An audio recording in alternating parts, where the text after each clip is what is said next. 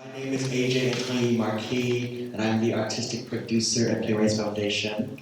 And I'm so happy to have been invited by Crowded Fire to have this conversation that is really sparking a lot of discussion right now in our current zeitgeist, and especially with this play by the brilliant Star Finch.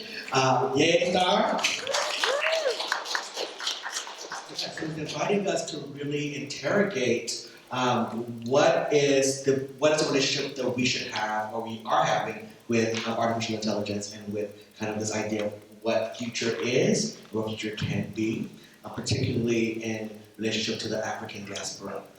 So that is a really deep, interesting conversation. But with Playwrights Foundation, we're always interested in trying to see what are the connectors between our playwrights and how they are actively working on these topics that are in the current zeitgeist. And so we're so happy to be here and have the conversation today. Thank you all for masking. In this space, we do encourage masking. However, we know you're all eating, so please feel free to take off your mask when you're eating, but when you are not eating, if you can have your mask on as for the collective care, that would be amazing. Thank you so much. So let's get into it, shall we? Yeah. So let's a little bit of framing of this conversation.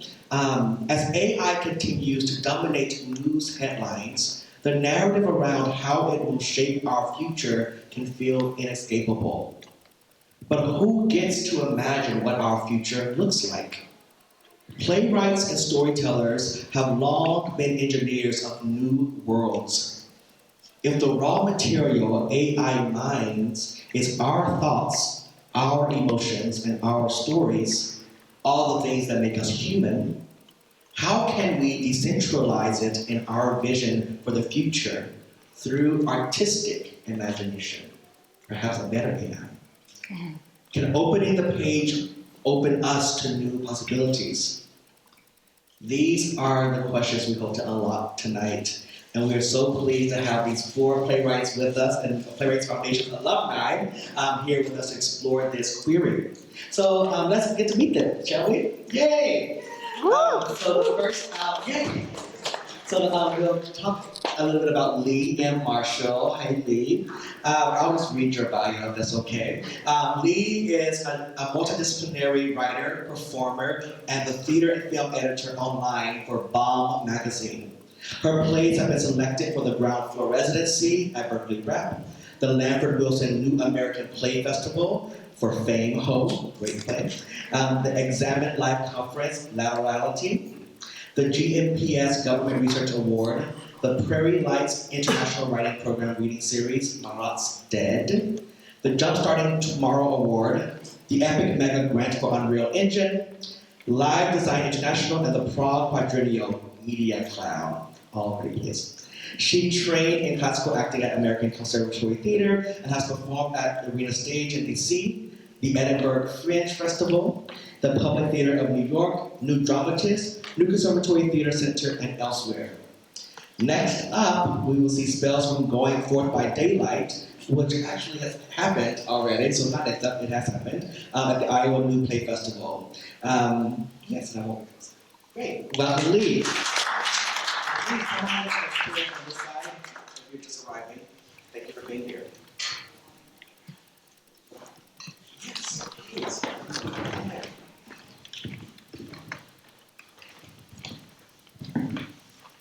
Our next playwright is Jon Bernson.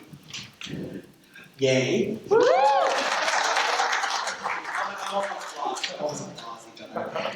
We don't get enough of it. Jon is an Emmy and Peabody Award-winning media artist who has spent the last 25 years working at the intersection of film, theater, audiovisual art, and music. Jon started when he was 2 years old. He is a former artist in residence at the Young Museum, Playwrights Foundation, the Space Program, and with the Imaginist Theater. He is the author of 7 plays, including 4 with Storyworks Theater, A Guide to the Aftermath, North by Inferno, Overnighters is Over, and When Lighting the Voids. Voids was also produced as a radio play and a special episode of the Reveal podcast, airing on 485 public radio stations nationwide. In 2021, his ongoing Third Eye Moonwalk project was awarded grants from the Leigh Foundation and the Venturous Theater Fund in partnership with Playwrights Foundation to produce Interview with the Traveler number 582, an experimental short film which premiered in 2023 at the Arizona International Film Festival in the US, Sci-Fi London in Europe, and Festival Fotogenia in Mexico. Thank you, gentlemen. Eugenie Chan, yes, hello. Eugenie is Artistic Director of Eugenie Chan Theater Projects, an award-winning playwright and screenwriter. Her work has been produced or developed at theaters across the United States, including Centenary Stage, Proud of Fire, Cutting Ball, East-West Players, Houston Grand Opera, Magic Theater, and many, many, many more. Her screenplays have been seen at Asians on Film, Berlin, Big Apple, Sin Story, Disorient, Mill Valley, San Diego Asian, and Toronto Film Festivals.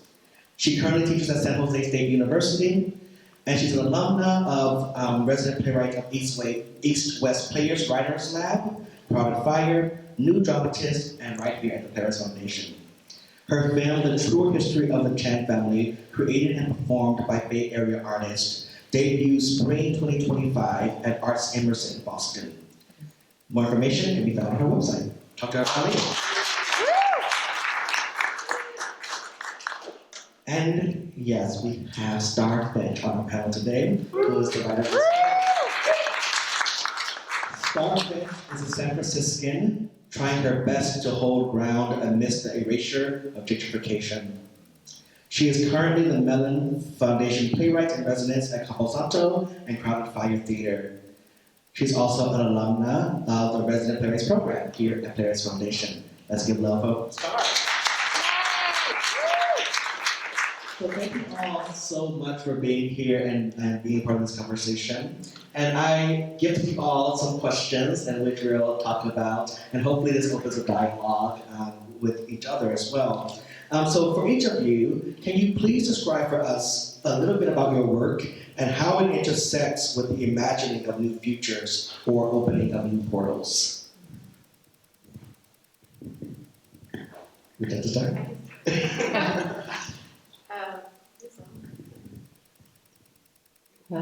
Yes. My plays are really about reclaiming space, I would say. Past, present, and future.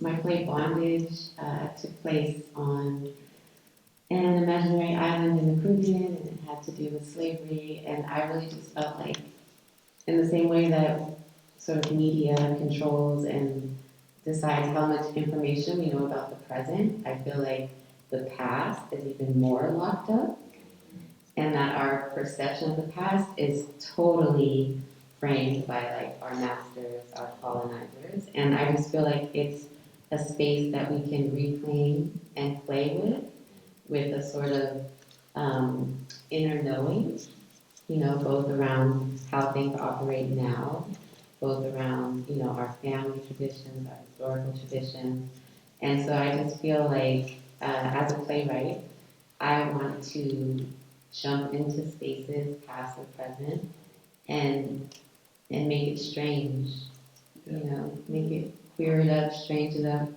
magic it up, Afro-surreal it up, in the hopes of unlocking a sort of new understanding. This play, Shipping and Handling, I would say this is the only, I don't know if I would even call it a play, we've been calling it a portal, an experience, it moves backwards in time, and sort of the thread throughout all three acts has to do with the idea of improvisation being a technology, specifically Black improvisation being a technology. But there's a thread there of once you go off script, once you break out of the norm of what's expected, whether it's individually but especially collectively, then that space automatically becomes a portal. It becomes new space once you're able to disengage from whatever the programmed response is. And so that's really what I'm exploring with Shipping and Handling is definitely around the relationship between AI and Blackness, AI and Black actors, the ways in which, you know, empire and colonialism controls our whole idea of what AI should be, right? It's always like a servant. It's always a person serving you. And so much of that is just a continuation. You know, I just feel like we're in this loop that we can't get out of. And so I'm using shipping and handling to sort of put forth ideas around how do we improv collectively to get out of that loop and portal into new space, which doesn't necessarily have to mean like space travel or outer space or AI, but even just like our relationship with this planet, our relationship with each other, our relationship with nature, our place in nature. So that's how I'm using the idea of portal specifically in shipping. Thank you, Star. Yes. Anyone else?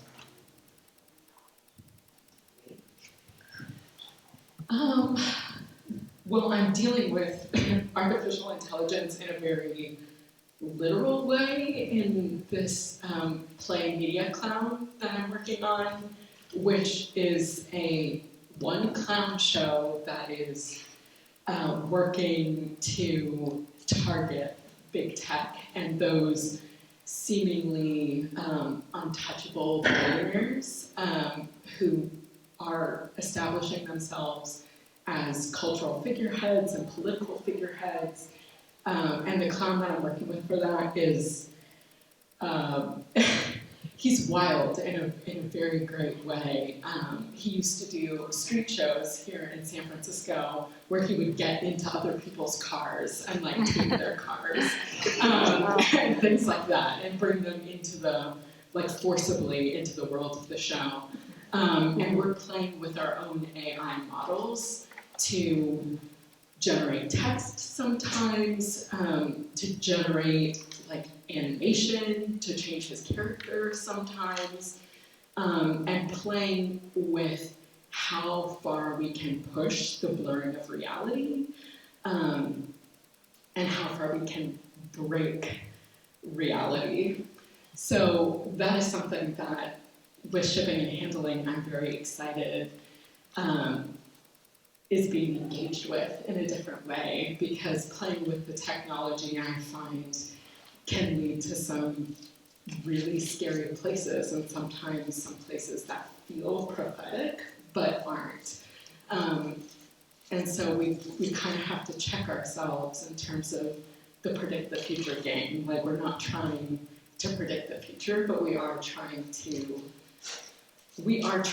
find a new way forward and a weirder way forward. And another thing I think about in all of my plays beyond just that one is how much of the future can we find in the distant past. If it's true that history repeats itself, and we have all seen it repeat itself a few times, I am assuming, every one of us in this room, then how far can we go to find something that hasn't happened yet in the things that have already happened? So that's something that really fascinates me as a playwright, and I find myself returning to from different angles and dimensions as I enter new play spaces. Thank you. Yes, Eugenie. Let's see, I think this is on? Yes. So I am very much, I feel like I'm an older person in this room, I am. So, gray hair. So I'm very much an analog person, and which is why I love live performance, because even though we use mics and things like that, it's very much, you be in the present moment. But I'm also a person who has been, as we all are, I mean, not in this way, you'll see what I'm saying. I'm like a tech phobe, right? But I've been sucked into it, and so I'm like pretty good at it, right? So, for example, when I found myself needing to be a human again and have relationships with people, what did I do? I did all the things, like went to bars and museums and stuff, and that didn't work. And I just started telling everyone, I need to do this. This is years ago, and they said, you should try going online, dating. And then I became like the early adopter. And so I did that, that's like over 25 years ago, and I ended up marrying that person. So I'm like, no. And when I was thinking about this in terms of like the robocars, and that irks me to no end. And then I was thinking about it because as a pedestrian and as a driver, there was a lot of odd behavior these days. There was a lot of odd behavior in general. And I thought, well, if we were all in robocars, traffic would be predictable because they're actually programmed to obey regulations and it might be safer for everyone. So see, there's that twist, like, who is this? When I think about AI, I think about, and when I think about theater and my own craft nowadays, because of my own life, I've had so much opportunity, being a California public school student coming up in that, and I see that being lost. And I feel as an older artist, my concern really is about access. And it's about access to stories that have been silenced, past, futures that have been colonized, oppressed and suppressed, and how we get them up and out, right? In my own writing, I'm really obsessed and focused on my own family history because my family as Chinese Americans have been here since the gold rush and have done every imaginable job, criminal and legal, you can imagine. So how do we tell these stories? But it's interesting because I am also a teacher, and that is where I am really wrestling with AI. Because, in fact, I was trying to think of a lesson plan today. AI affords us so much. Quick internet searches. If we just want to reference check without interrogating it, we just want to ideate, generate ideas. As an analog person, I avail myself of all that kind of stuff. Even though I say I hate it, right? It's like making me dumb. But the thing is, it's here. We use it all the time. I use it all the time without knowing. And how can I do it responsibly? But when I think of my students who are in the AI world as creative artists, and who are artists who just said to me the other day, I'm here because I want to make my dialogue not sound automatic, robotic. This is what I want to learn because it sounds too artificial right now. And so thinking about that, I can think of all kinds of analog ways of, how to experiment, address that. But we are, and I'm teaching in Silicon Valley at San Jose State, so we're about to do something. It's a new lesson plan where we're going to write in class, our own generated stuff with some prompts. And they're not listening to this. They don't know this. But they're going to go and then write an AI, or create an AI-generated scene with their own parameters, using that prompt to explore that. And I don't want to lead people to write an AI, but I want to make sure people know how to use these things that we are with. But what's interesting is I came up with the question of equity. Who in my class has all the good, the solid, the good programs? And is the university, can it provide access? Because there's all kinds of schlock. Anyway, I'm kind of going off the rails here. But it's about access, and it's about who has access to the good tools, the reputable tools, who has access to dialogue with peers or other artists about interrogating and learning these tools.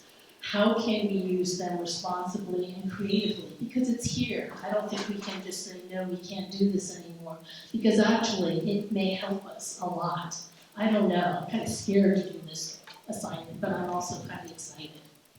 Yeah, that really, thank you, Eugenie. That really brings up the conversation about the usefulness of these new technologies, or the usefulness of the technologies in general, and if they might expand the field, if they are tools of erasure, or are they useful? I know you spoke about they may be useful in helping you ideate something, or break out of a kind of a cycle, or they might be something that helps you stay in a cycle. Right, so we're not sure, is it in the middle? So I'm wondering, John, if you could talk a little bit about kind of your work, and also how do you see it as a tool, as something that is a tool of erasure, or useful to us? Yeah.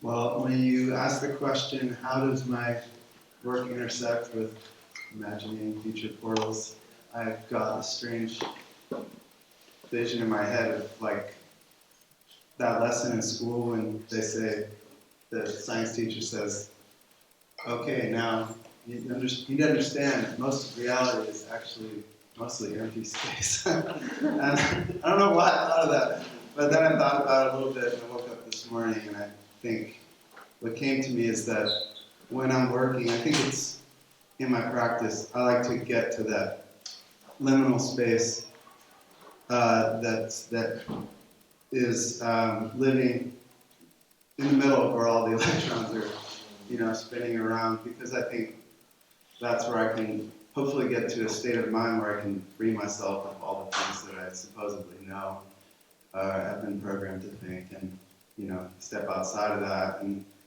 moving that over to the AI space, obviously this is a tremendously powerful force and tool in our society right now. Otherwise, I don't think we'd be talking about it. But personally, I think that at least as it is right now, it's probably just perpetuating like this more of the same values that we've lived with for a long time, rather than helping us break through to new ones. Just because I think it's pretty interesting.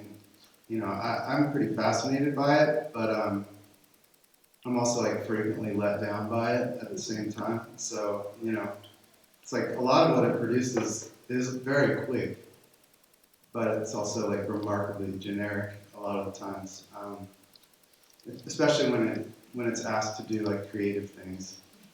But I actually think that will probably change, and it will become more intelligent and creative as time goes on. But I think that the pen is mightier than the AI, and I think that just like the sword, AI can do some like really amazing things really powerfully and quickly, but to do something creatively, to really open a new door, to really create a new pathway to something new, I think that's a very human dependent skill, and not just because we're human, because I think it takes a lot more than being human. It takes a lot of hard work. It takes like patience, collaboration, like a burning desire, and I'm not sure all those things have been transmitted to these algorithms that we're using right now. Maybe they will be. I mean, I have no idea, but I definitely see AI as the sword and humans as like the wielders of the pen right now. And yeah, swords are powerful, but with a lot of hard work, I think humans and their pens are still the force that can really change the world. So. Awesome, thank you. Yes, and in the conversation around humans being able to have the pen, and just continue this metaphor of the pen versus the sword, who do you believe should be or will be the stewards of our futures? Who gets to tell the stories of our collective tomorrows in this kind of AI world? Who should that be? Or is it the playwrights? Is it Rio? Who is that? Who's holding that right now? The politician. Can I just quickly add on Of to the course. previous question? We've been really lucky to have some people from the DAIR Institute, DAIR, which I would highly recommend people check out. It was started by a scientist, Dr. DeBruce. She was one of the women who was on time, different women of color who were sort of sounding the alarm about AI for a really long time. She worked for Google and she got fired because she pointed out the bias that was inherent with the new program that they had. And a woman, Adrienne Williams, came to speak to us, and she was really putting us up on game around how so much of AI is, well, two parts. One, it's very much focused on replacing the sort of jobs that are very human connected, such as nursing or teaching, that sort of thing. And also that it's always scraping information. Like, it's not intelligent on its own, that it's scraping our information without permission, without reimbursing us in any way. She was really stressing that your data belongs to you, like it's yours. But all these things are constantly scraped and put to these machines, and then we're told that the machine is creative or the machine is intelligent. And so much of the AI that you see, like, I was in Berkeley and there was like this little robot that's like delivering food, but in reality, it's someone in a third world country who's programming that thing. So much of the labor that we're told is AI labor. There are people behind that, often prisoners, often, the most poor in third world countries who are getting paid close to nothing to perform it. So I really resonate with what you said about sort of the same values that are happening, because it is the same values where Black and brown labor, poor labor, imprisoned, enslaved labor is doing the work, and yet we're presented with it as if it's just coming out of the sky, it's just, intelligent completely on its own. And I think that is, it's so dangerous. And Adrienne Williams also pointed out that the majority of the third world is not online regularly in the ways that we are in Europe and the United States, Canada. And so in a way, that space of what we're calling online intelligence and what is being scraped for this new AI intelligence is again colonized, because it's not all of humanity data that is on there. It's a very specific type of data that's on there. And so that is what's getting scraped into the consciousness of the AI. So again, it's like this repetition all over again. And we focus on AI as like this thing that can create beauty or art, or what can it make. But AI is always connected to the military. It's always connected to surveillance and control. Those two things are not ever separate. We're distracted over here, but there's always a line that is directly to that. And so all of these AI companies in the Bay Area that we're sort of fascinated by, okay, well, they're also making these killer drones that are killing everybody in Gaza simultaneously, and it's like, your face is scanned everywhere. Now to go to a football game, your face is going to be scanned the moment you get in. And so I'm very leery of anything AI because of the people who are making it. Like, it just so happens that there was a 2-day conference here in Fort Mason, which had to do with right-wing groups and tech groups coming together. What's it called? Reboot Reboot 2024, which is like the prequel to like the Project 2025. And it's like these people are organized, they have billions of dollars, and it's not a game, and I just feel like we are, we're very distracted and playing catch up, with a lot of stuff. So I'm just hoping that we've talked about this before. I'm hoping that theaters can be a portal to get information to people who come out for a play, but it's like, what else can they learn around the theme of your play from people who are in different industries or who are doing the work? So that's the thing that I'm most proud about with shipping and handling, is that we've had these sort of conversations, these where we had Adrienne and Dare come out and talk to people. I just feel like as much as possible, it's important to inform, the general public and not have it where like Oprah is like saying, here's the AI guys, and without any sort of criticism or any women or people of color or that sort of thing. Absolutely, and something that you mentioned is kind of it's like your surveillance and what is seen and overseen, and connecting that to what John was talking about is his desire to live in a liminal space, which is the unseen, which is the unknown.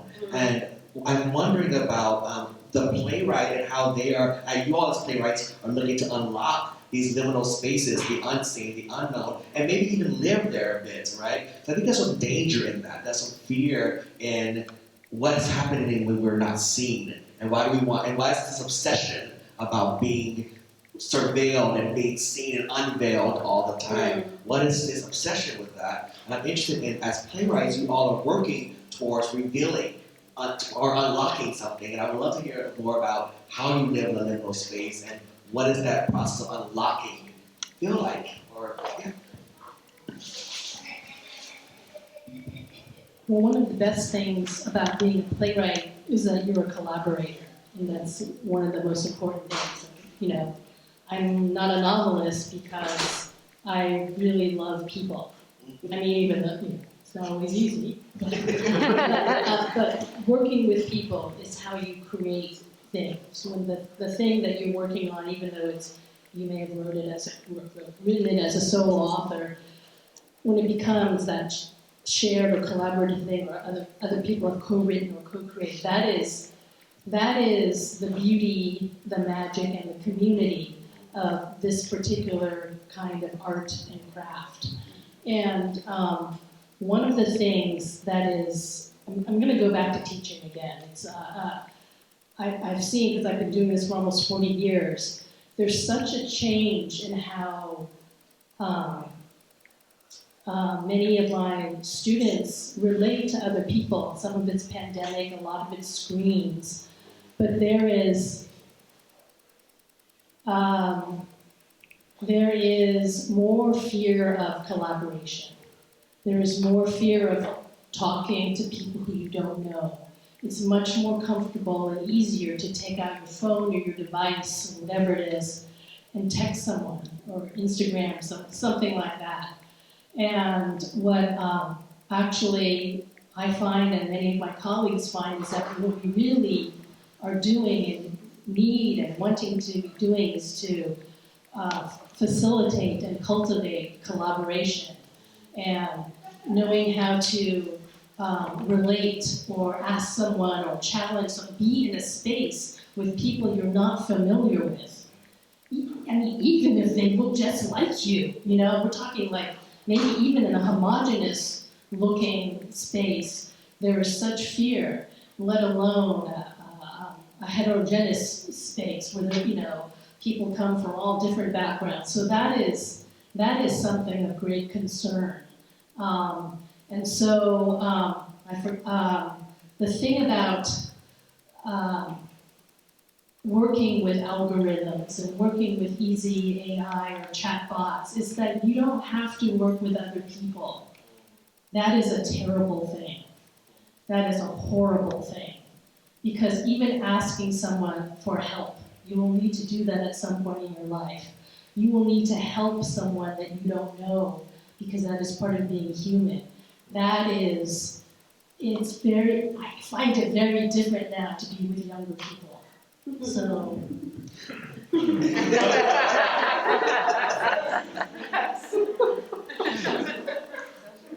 That's why live performance is great, real space. I have forgotten the question, but I was We were talking about kind of the liminal space and accessing that. Yeah.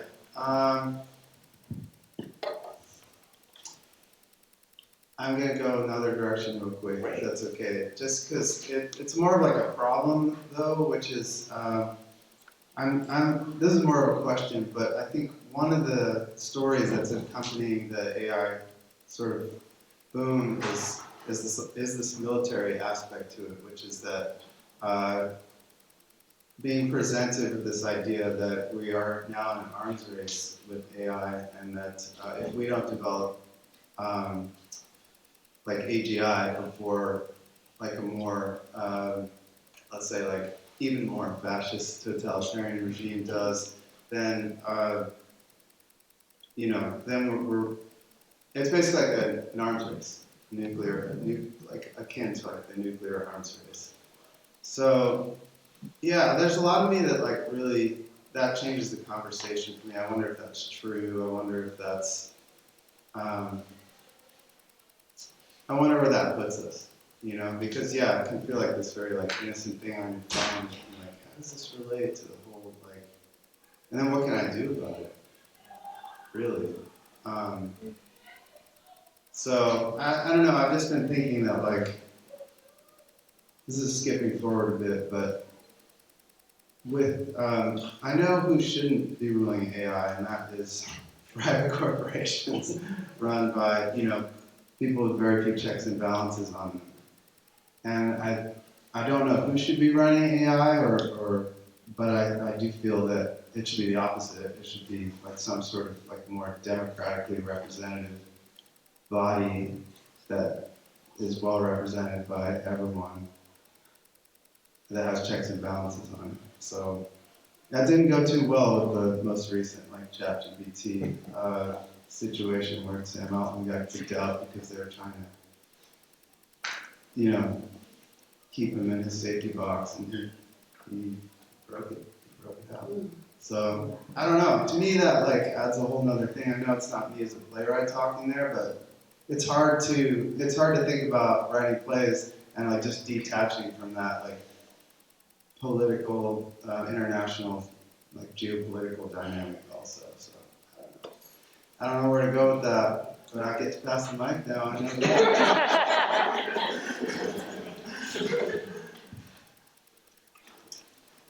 Something that I started thinking about in an area of excitement is how the term breaking new ground has been mentioned a few times in this conversation, and it always is a question of how we do something new, how we break new ground, what does uncharted territory really look like, and at this point in time, something that's interesting to consider is how language evolves away from easy replication, right? So not just away from being able to be reproduced by an algorithm, but also what have we have new slang all the time. Apps like TikTok mean that every few years there's a new type of language that becomes the zeitgeist, and then that almost enters the realm of trend and it goes away, and we have new words that we're using for various kinds of things. So we're witnessing the evolution of language all the time and humans evolving language. But then when we think about plays and writing, what does that mean for a piece of live theater that is an experience we've never had before? It feels like we've gotten almost every type of storytelling through television and movies, and yet we're not all the way there yet, right? So we're definitely at an artistic tipping point where there's potential for discovery away from these standard tools. Far be it from me to say what that's going to look like, but at the same time, it's something that we can dream around, right? And I would really love, something that I would personally really love to see is the focus be shifted away from stories about the present moment, and towards imagining more of what could be, or how we experience life in a sensory, impressionistic, expressionistic way. Like I said, not going to play the predict the future game right now, like off the top of my head, but that's an area of excitement in terms of breaking new ground and being forced to evolve with the technologies that are at our disposal.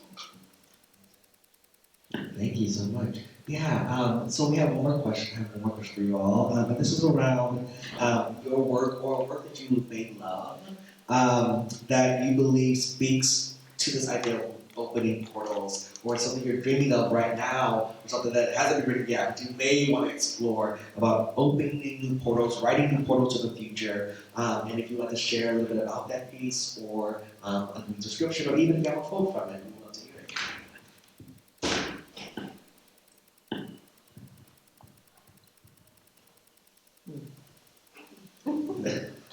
Or anything you're dreaming about. Yeah, I just think like, I know as writers you're like, well, you're constantly in the ideation space. So we just love, even just a sneak peek into what you're considering, thinking about, or dreaming of at this moment. Well, this is kind of like a shill thing, but speaking to access, Portal is, again, for me, very much about accessibility. So because of COVID, pandemic, changes in audiences, like a lot of audiences for my work are elder Asians, and younger folk. Some elders are leery of going to the theater because of so much anti-Asian hate. And younger, I was just telling this to John, younger people are like, let's be together all day. So the next thing that we'll be working on or launching is stuff free online to people. And it's, again, the access is important, making it free to people that's a literal portal. It's not very imaginative, it's accessible. Yeah. Yeah, the next play that I'm working on directly deals with the question of whether it's possible to change the future. And specifically, I've been thinking about the spate of opioid deaths that have been happening in trap music, and how, we've essentially lost an entire generation of rappers, and whether it's possible to reverse that in some kind of way. The lives that are lost have been lost, but how far can you go to save somebody else successfully, and change that future? So that is a portal that I'm currently exploring, and I'm looking at that through the lens of Elizabethan romance and surprise, and the Platonic ideal of this Romeo and Juliet love that right now is super in the zeitgeist as being the gold standard of purity and fantasy, but is actually fatal. Right? These 15-year-olds knew each other for 3 days and then they're dead. Great. Hot. Right? And so challenging that ideal of something like being romantic because it is dying. Yes. So I think that is the portal that is most preoccupying me right now. I would, I guess, relate it back to shipping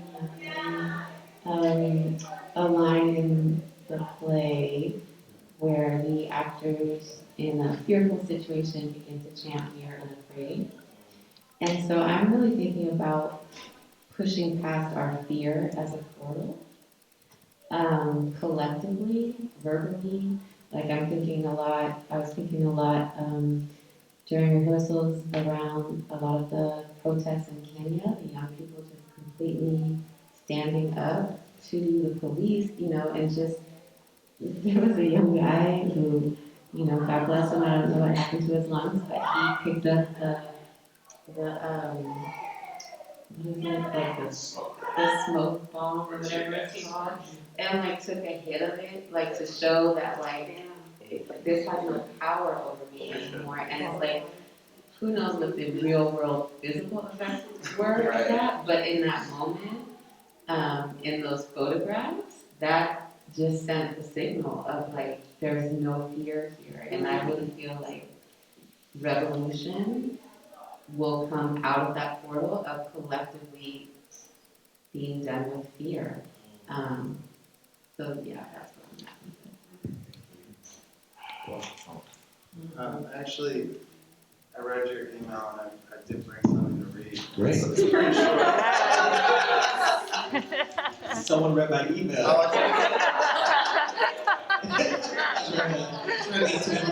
As a teacher, I'm like, no one ever reads my emails.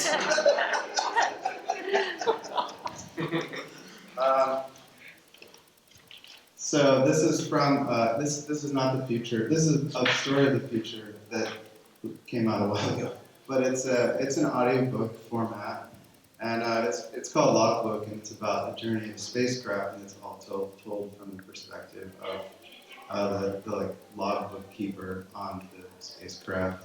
So I'll just read one of the little sections. And this spacecraft like embeds itself in this large like interstellar creature to try to basically hitch a ride. So he says, or they say, the only time we detected struggle from this creature was when we encountered a phenomenon we called the vanishing point. Because of its blinding light and unstable characteristics. Chaotic energy and matter spilled forth from this crack in the universe, and though we were eons away, it was clear that nothing could exist in its presence for long. The Avis, which is the creature, it's his nickname. The Avis strained against the far-reaching effects of this distant source as it attempted to maintain its trajectory. To say that the vanishing point was alive would be misleading. To say it was a force of nature would be an understatement. To say it was conscious would imply that we shared a common state of awareness, but I believe we did not. All of us were confronted with a renewed sense of terror, a renewed sense of our diminutive existence in a universe occupied by forces that made fools of our most venerated gods.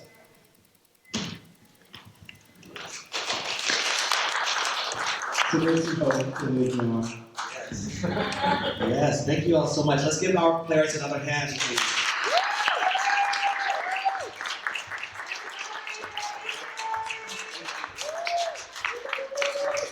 Thank you all so much for being here, for joining us in this portal.